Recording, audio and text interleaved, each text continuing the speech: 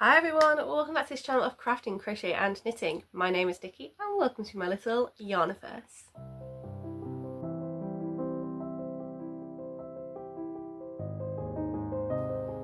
So hello, welcome if you're new, welcome back if you're a returning viewer. It is great to have you here. Last episode I did a short form video for a bit of a change. I hope that that was okay. It's just that I've been having some difficulties with lighting, losing the light, not being able to get through my recording without having a sneezing fit, and so we're trying out having some short form videos over winter just to get us through, because I think overall I'll be able to record more if I do it like this and get content out to you sooner than if I just like keep having sneezing fits mid video, getting unhappy with it, getting frustrated, and then not being able to record because I've lost the light. So yes, short form videos for a change.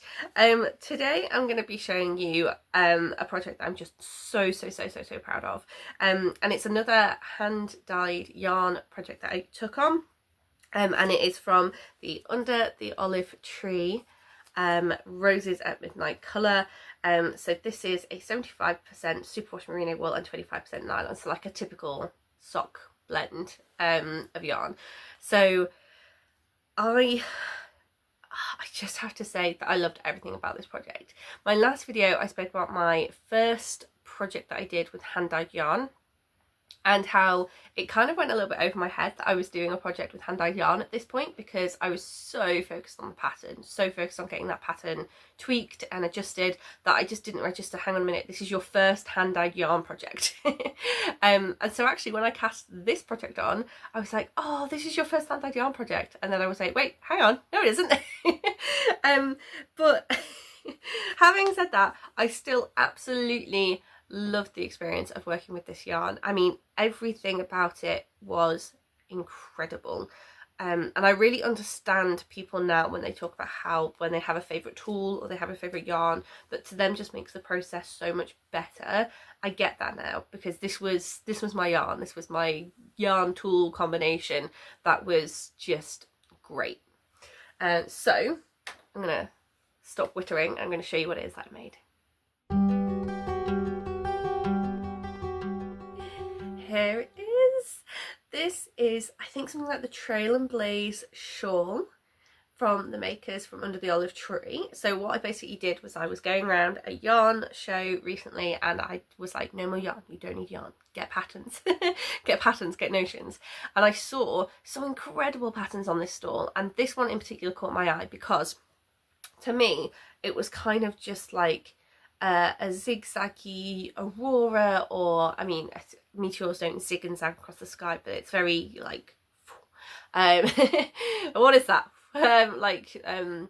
very linear, very striking, that's what it is. I saw this very striking shawl, and the pattern where it's zigzagging down here as a trail made me think of space, even though the colour that the sample was knit up in was more of like a greeny meadowy colour. I just immediately was like, oh, if I got a dark yarn and I did this, it would be very spacey. So that's what it reminds me of in my mind. And so this is what the Roses at Midnight colourway looks like. You can really see why it is named, how it is named. So we've got these little flecks of light pink, which are your roses, and then everything else is this beautiful cool purple and navy.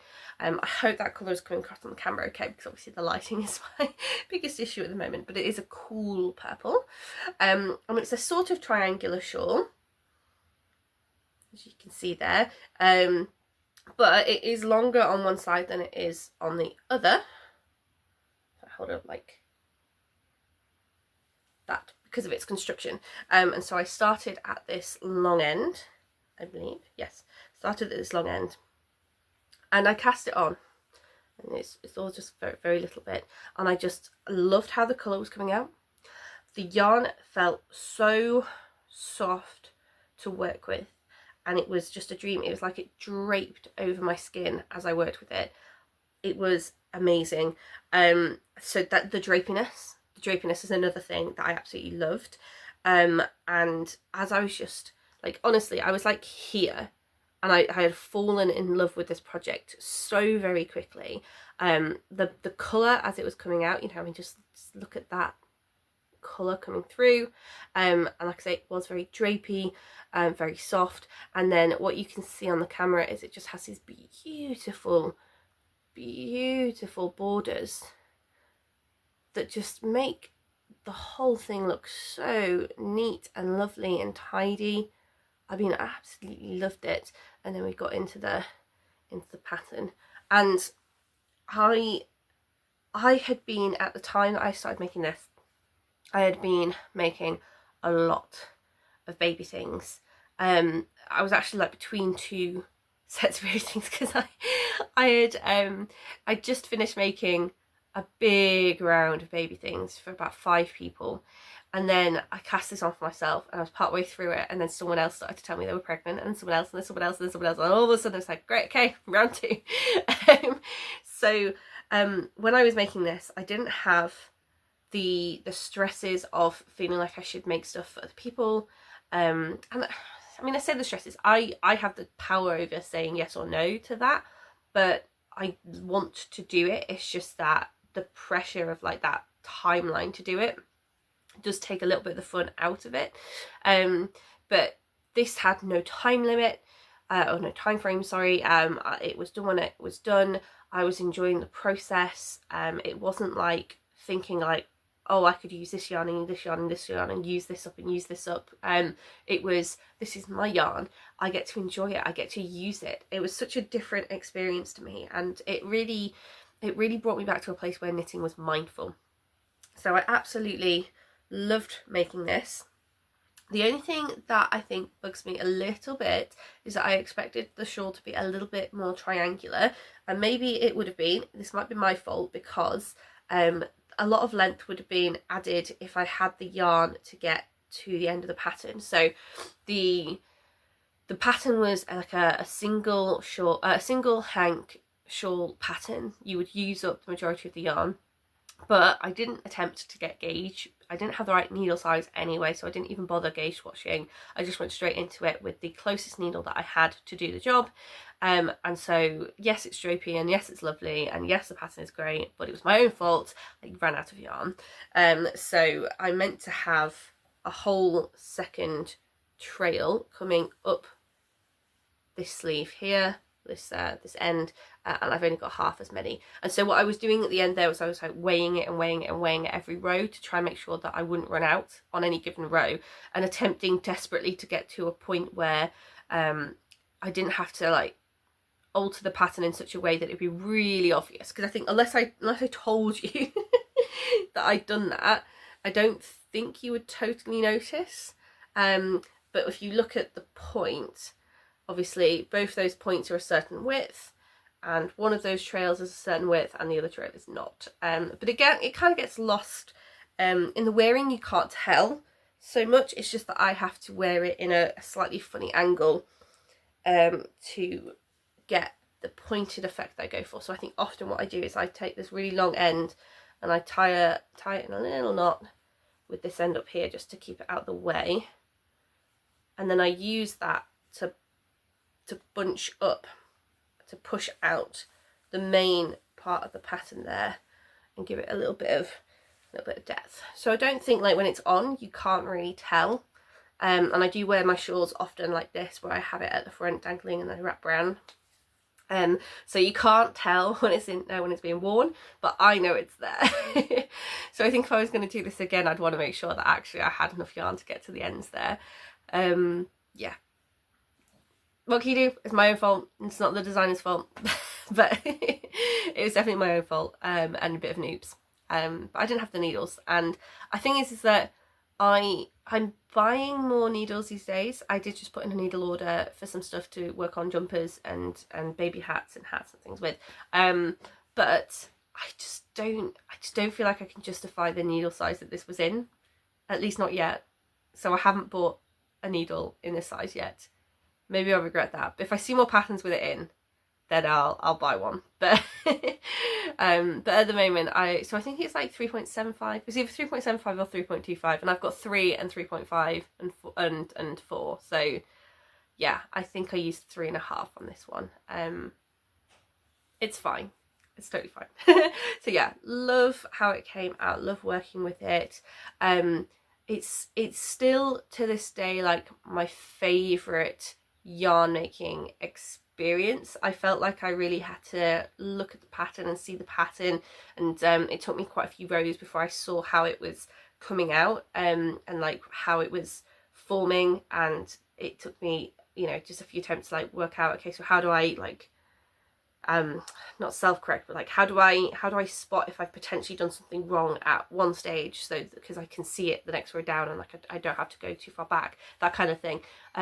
Because I think when you start to get into that mode where you spot a pattern, you recognize a pattern, you can start to tell if there are mistakes in the pattern. There were no mistakes in this pattern, but you start to think that way, you know, you start to think like the pattern, or at least I do anyway. I'm very methodical as a person, and so that's what I love about patterns, is that actually I can look at them and tweak them, or that I can look at them and find mistakes, which I did in my next project I'll talk about in my next video.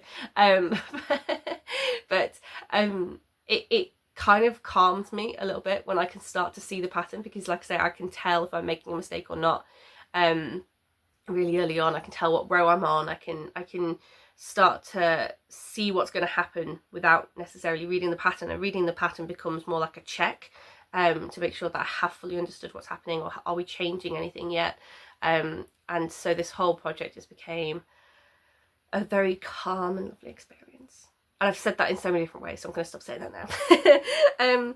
But yeah, what I would say is not everyone can afford to get a yarn that maybe they really, really love. And that is okay. You can get this kind of experience, this mindful experience, with any yarn, with any tools, and with any knitting project. It just has to be something that clicks with you. And if you can save up and get a yarn just once, just to try it and just to see whether it is the thing that clicks for you, then feel free, do it. But if you can't do that, then that's also fine, right? Like, it's more about, is this a project you love? Is this working up in a way that you love? Is this something that you just kind of calm as you make it? That's the important thing. And I think that's just, there's so many opportunities for that in knitting and crochet.